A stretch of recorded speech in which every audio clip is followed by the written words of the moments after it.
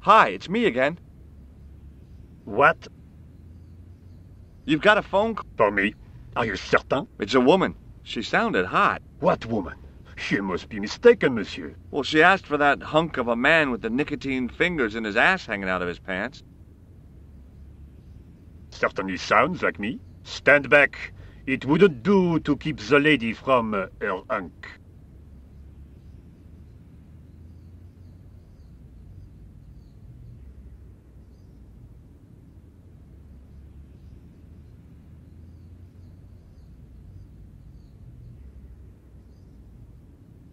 The plaster key had soaked up the paint nicely, and now looked pretty convincing. Still felt like plaster, though.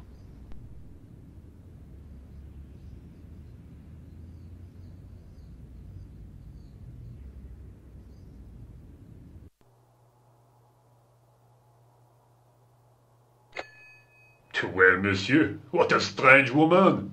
She was all over me, and then suddenly, nothing but abuse. Really? Why, abuse? Ah well, I have a cigarette to finish. And monsieur, if she calls again, I am not available.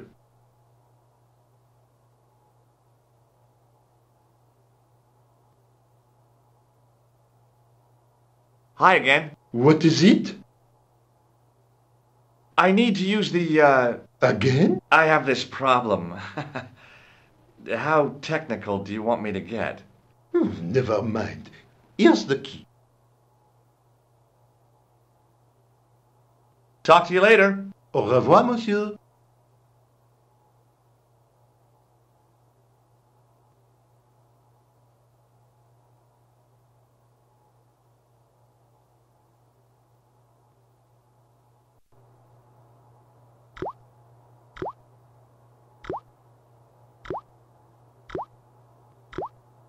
Quickly and without fuss, I swapped the fake key for the real thing.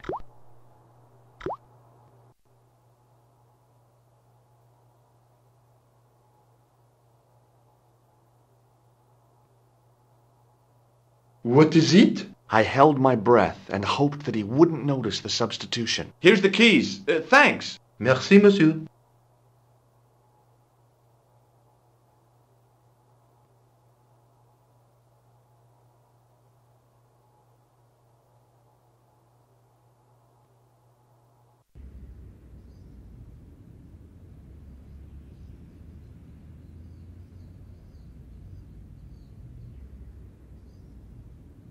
It was the key to the excavation.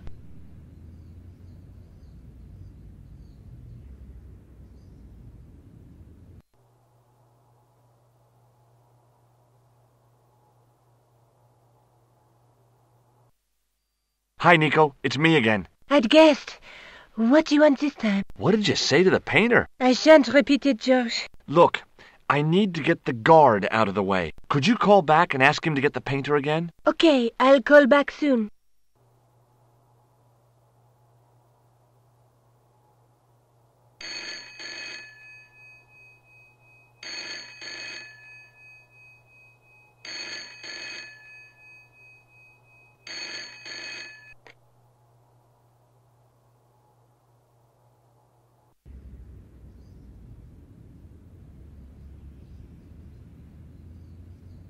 This looked like a good place to watch things develop.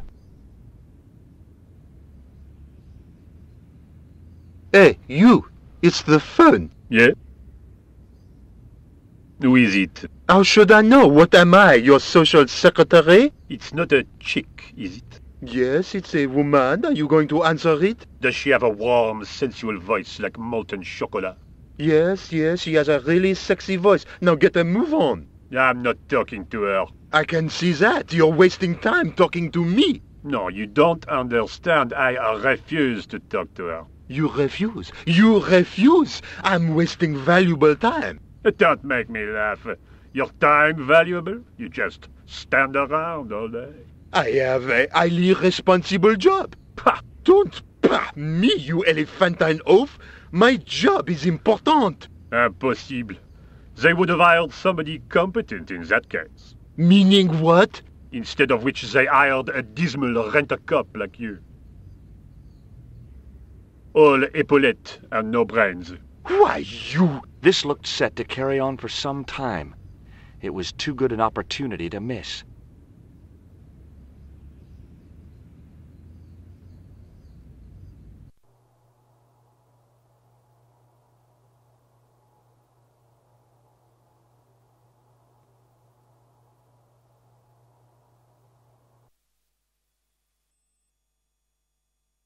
Some planks used to make the catwalk were leaning against the wall.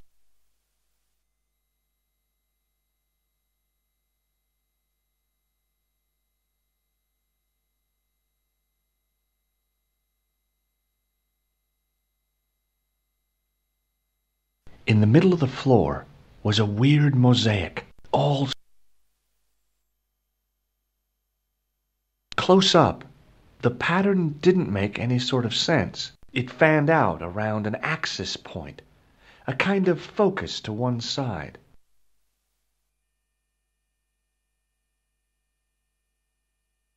Now there's a familiar face. There was no doubt about it. It was the same sort of idol I'd seen in Syria, Baphomet. The Templars had certainly been through here.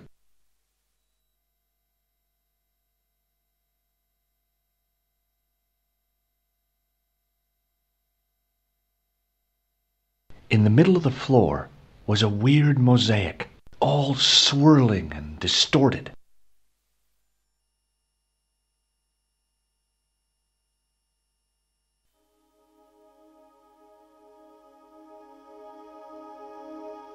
And there it was, decoded by the curves of the chalice, the image of a church.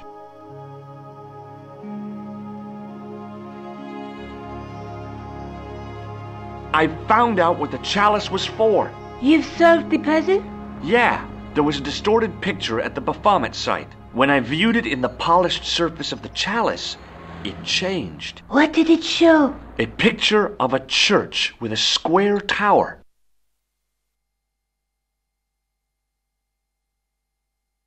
Let's take another look at the manuscript.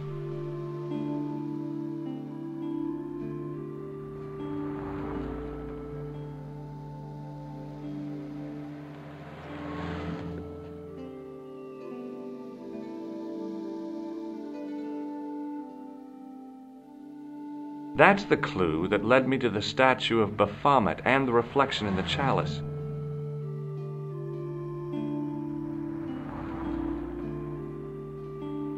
I guess I'd better return the chalice to the Countess. Hurry back, Georges.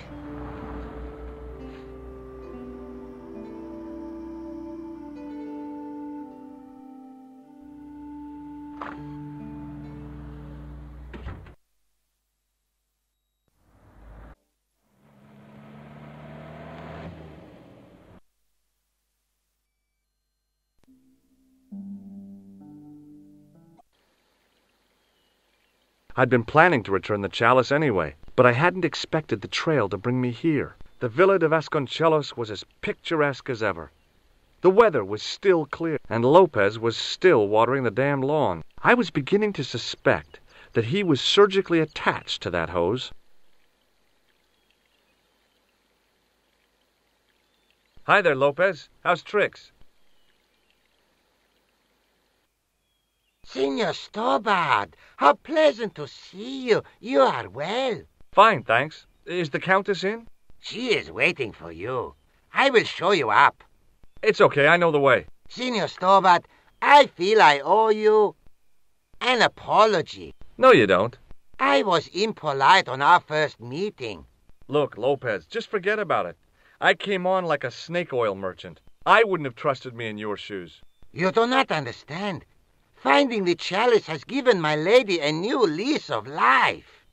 It's a marvel. She smiles, she laughs. The tradesmen are saying that she is on Prozac.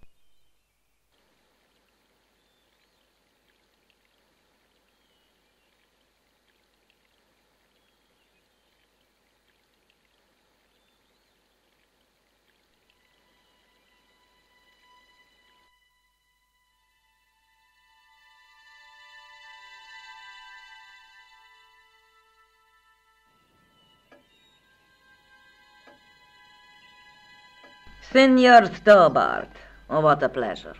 Please, sit down. Hi, Countess. The pleasure's all mine. I've brought back your chalice.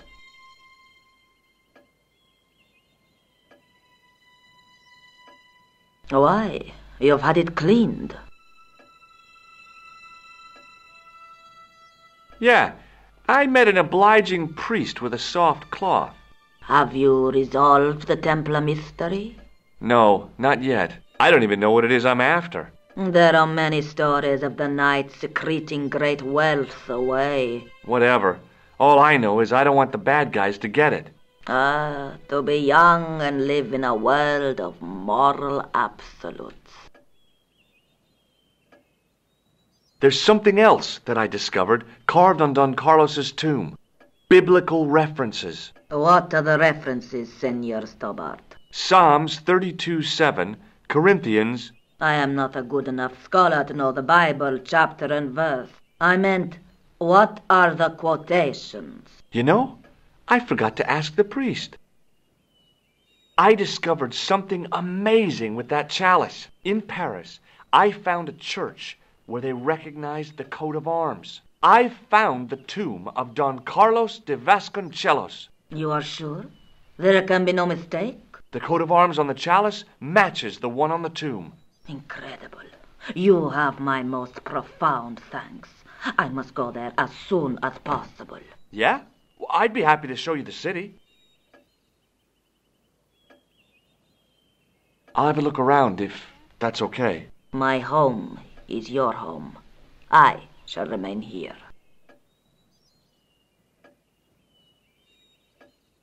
An old grandfather clock stood against the wall. Military hardware, medieval style. I came here to solve a mystery, not go jousting.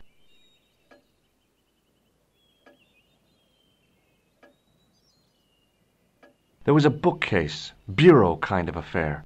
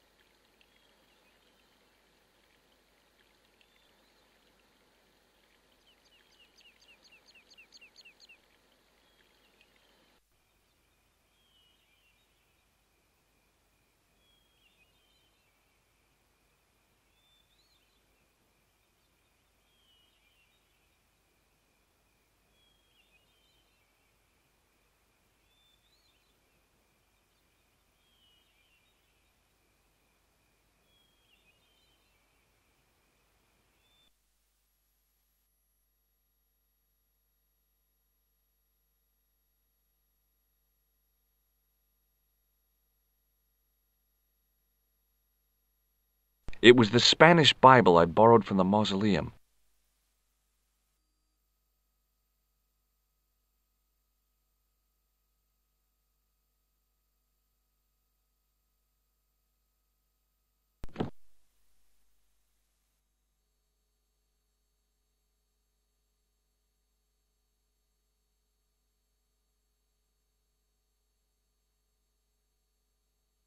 Now that it had given up its secret, the glass squares in the lectern were just decorative again.